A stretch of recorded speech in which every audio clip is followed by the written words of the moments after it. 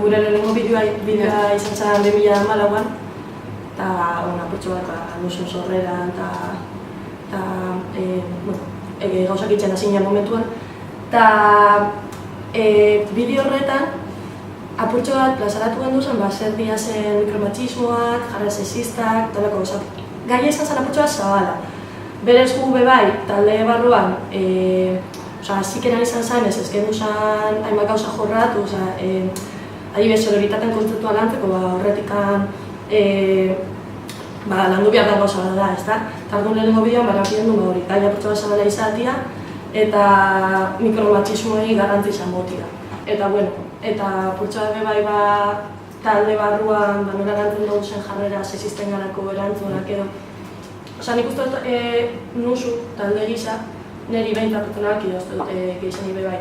Balio izan jakula, gure barrenean dakago zen ezin egon horiek kolektibura erudateko, da non artean, esperientzia kontatuz, elkarbanatuz, formatuz, apurtxo bat autodefentza jarrera bat garatzeko, gero kalean aurki ditzakezun oztopoi aurre egiteko, ez dakit baliabide bat.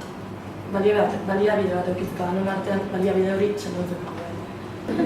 Bigarren bideaia, lehen urtean izan zanez, nusu sortu da, ez da, 2 urtera edo urte batera.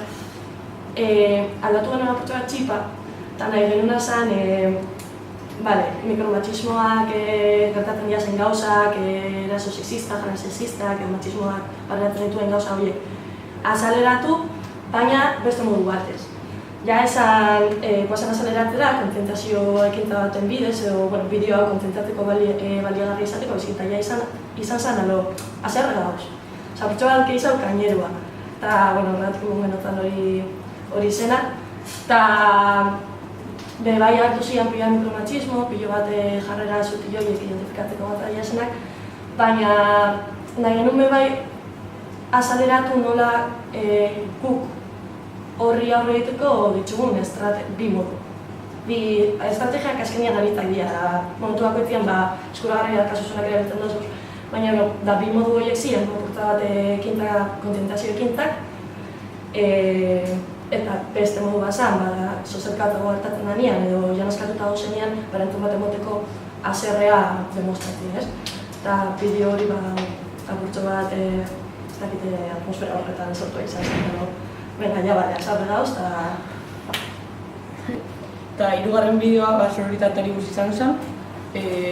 Gure ustetan erabiltzen dago gure arteko lehiakortasuna sustatzen da, gizartean artean eta kulturan, adibide pilo bat da sororitatea. Eta gure arma da sororitatea. Horren aurrean, uste dut gure arteko erlazioak zaintzea, babesa ematea, sororitatea da orduan. Bideo hori da, estrategia bat.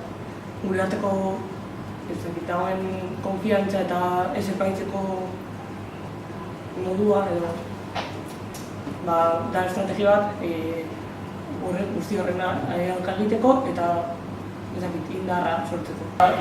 Bideoa sonoritatea egin genuen, ideia ona landu genuen gaia eta berez ideia ona da zabaltzeko eta egin genuen gure kabuz, guztiak bezala, eta hemen eskia hartuko lekin.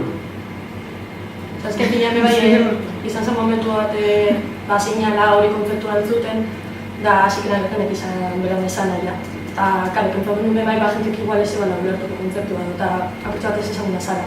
Eta gure ideia izan zen gai hori landu, bidea sortuz, eta apurtxo bat jenteak izan dutzeko zer zen edaben eta zerako garrantzizak